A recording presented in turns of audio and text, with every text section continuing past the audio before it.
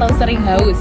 Yang kedua, jika kita memiliki pengecekan laboratorium selanjutnya yakni adalah pengecekan dan juga hormon yang dalam tubuh. Baik, di sini persiapan alat untuk pemeriksaan kadar gula darah. Yang pertama ada glukometer untuk mengetahui kadar gula darah. Yang ketiga ada tes strip. Di sini ada 3. Yang pertama untuk kolesterol, yang kedua untuk asam urat, dan yang terakhir untuk kadar glukosa. Nah, ini yang kita akan pakai. Selanjutnya ada laser dan juga alat penusuk untuk mengeluarkan darah. Yang ini ada alcohol swab untuk mensterilkan area tusukan. Selanjutnya ada hair spoon digunakan untuk kita melakukan penusukan agar terhindar dari cairan tubuh pasien. Yang terakhir ada tisu untuk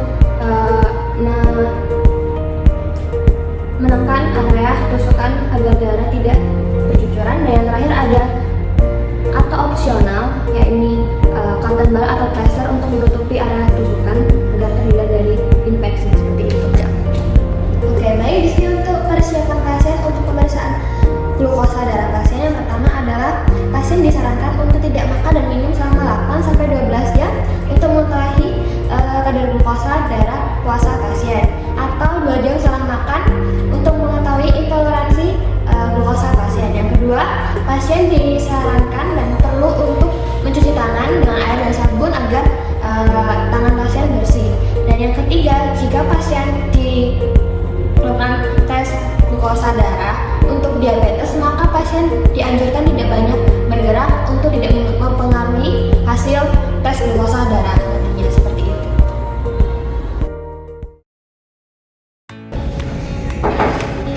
Permisi Ibu, selamat siang.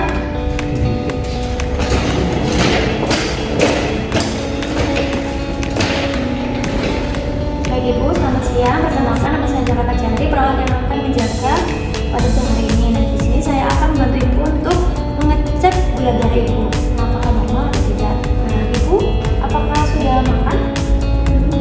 Belum. Ibu terakhir terus gula darah kapan?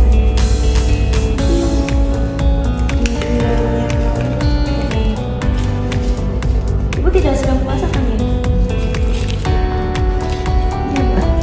Jadi atas nama siapa bisa dibantu ya Ibu ya? Atas nama Ibu. Oke. Langsung tanggal lahir? Benar sekali. Nah, Ibu itu sebenarnya sebaiknya lebih baik itu apa namanya, cuci tangan dulu. Nah, cuci tangan bisa digunakan dengan warna. Nah, apakah Ibu bersedia? Ya, baik Ibu. Yang menyiapkan alat-alat terlebih dahulu ya. Pertama, siapkan blue lancet atau pen lancet. Kemudian ambil lancetnya.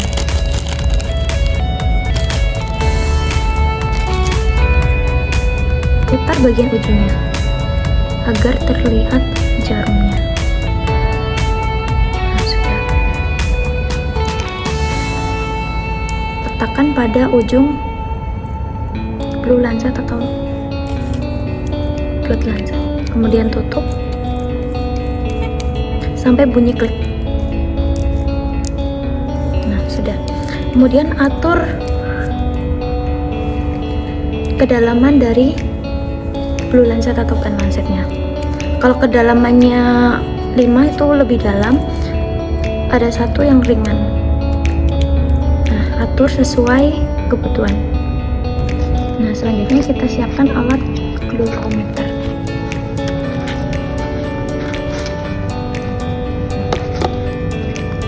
Kita cocokkan, kita akan memakai glukosa.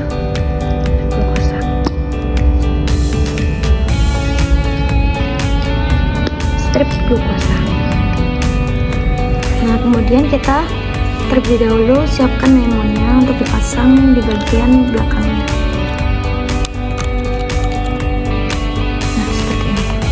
Kemudian strip tesnya kita memakai glukosa. Nah, baik. Kemudian lalu kita memakai alkohol swab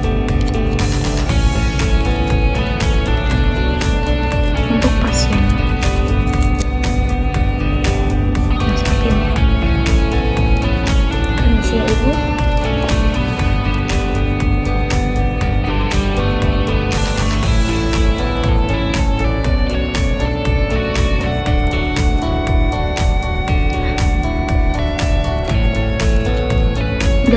hitungan 3 detik ya.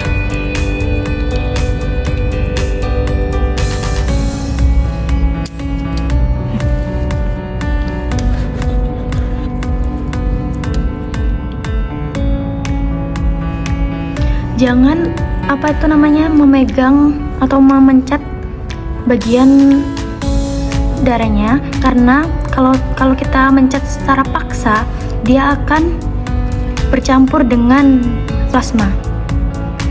Jadi tunggu saja.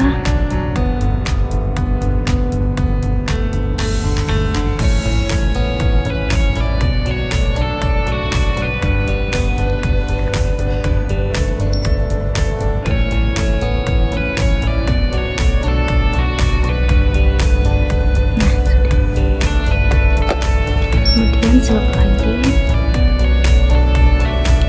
Nah, baik ibu pegang. Nah, ini ditunggu sampai angkanya berhenti.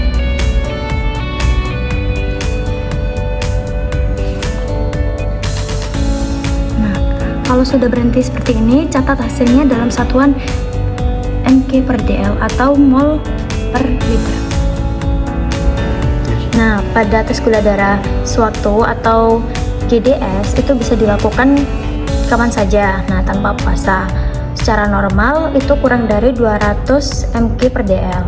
Nah, pada pasien diabetes lebih dari 200 mg/dl. Nah, seperti itu ibu. Nah, ini gula darah ibu 109 mg/dl. Nah, itu secara keseluruhan itu normal ibu, karena ibu tidak menderita diabetes. Nah, bagaimana perasaan ibu setelah dicek gula darahnya? Apakah nyaman ibu? Apakah masih sakit ya? Iya, ada beberapa sakit tapi nggak apa sih mbak, nggak gitu sakit. Ya maaf ya ibu. Jadi itu saja dari saya. Apa sih pemeriksaan kadar glukosa? Pemeriksaan kadar glukosa adalah tes medis untuk mengukur jumlah glukosa atau gula dalam darah. Glukosa ini adalah sumber energi bagi tubuh kita. Namun, kadar basah yang tinggi atau rendah dapat tetap menunjukkan gangguan metabolisme atau penyakit tertentu seperti diabetes mellitus. Nah, kenapa sih pemeriksaan kadar glukosa ini harus dilakukan? Untuk mendeteksi kondisi seperti hipoglikemia atau kadar glukosa yang tinggi, serta untuk memantau pasien dengan diabetes. Apa sih yang menjadi landasan teori dari pemeriksaan kadar gula darah dalam tubuh, yakni proses metabolisme glukosa pada tubuh yang sangat penting bagi fungsi sel-sel tubuh, terutama fungsi sel otak yang menjadikan glukosa sebagai sumber energi utama. Metabolisme glukosa. Glukosa yang berasal dari makanan dicerna dan diserap oleh darah. Glukosa ini diangkut oleh seluruh tubuh melalui sistem peredaran darah. Lalu insulin adalah hormon yang diproduksi oleh pankreas. Insulin ini membantu proses ini dengan memfasilitasi pengambilan glukosa oleh sel-sel tubuh dan membantu menurunkan kadar glukosa darah setelah makan. Regulasi glukosa darah. Kadar glukosa darah dipengaruhi oleh dua proses utama. Yang pertama yakni gluconeogenesis, yakni proses pembentukan glukosa oleh senyawa non karbohidrat, biasanya terjadi di dalam hati. Yang kedua adalah glikogenolisis, yakni proses pemecahan glikogen atau cadangan glukosa menjadi glukosa untuk menjaga kestabilan kadar glukosa darah. Lalu ada metabolisme glukosa darah. Yang pertama adalah diabetes mellitus, yakni diabetes ini terjadi ketika tubuh tidak dapat memproduksi insulin secara cukup, yaitu tipe 1, atau insulin ini tidak dapat digunakan secara efektif, itu adalah tipe 2, dan menyebabkan kadar glukosa darah dalam tubuh ini menjadi tinggi, yaitu adalah hiperglikemia. Yang kedua adalah hipoglikemia, di mana kadar gula darah dalam tubuh ini rendah, yang bisa menyebabkan gangguan fungsi otak seperti pusing, kebingungan, atau bahkan mungkin kehilangan kesadaran. Kapan sih kita harus melakukan tes gula darah? Yang pertama yaitu saat merasa lemas atau sering haus. Yang kedua, jika kita memiliki riwayat keluarga dengan diabetes. Yang ketiga, sebelum dan sesudah makan untuk mengetahui peningkatan kadar gula darah kita. Yang keempat, secara rutin bagi pasien dengan kondisi diabetes. Ada beberapa jenis tes gula darah yang dilakukan secara umum. Yang pertama, yaitu tes gula darah sewaktu-waktu untuk melihat kadar gula darah pada saat itu. Yang kedua, saat berpuasa. Setelah 8 jam berpuasa, kita melakukan tes kadar gula darah untuk mengetahui kondisi tubuh setelah tidak terkena asupan makanan.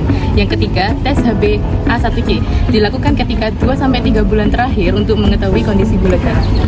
Bagaimana sih cara agar menjaga kadar gula darah dalam tubuh agar tetap normal?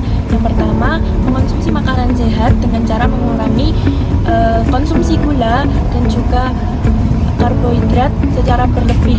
Yang kedua, tetap melakukan aktivitas fisik ataupun olahraga ringan seperti berjalan kaki. Yang ketiga, yakni mengonsumsi atau meminum air secara cukup. Yang keempat adalah menghindari stres, dan juga yang kelima adalah mengecek kadar gula darah secara rutin.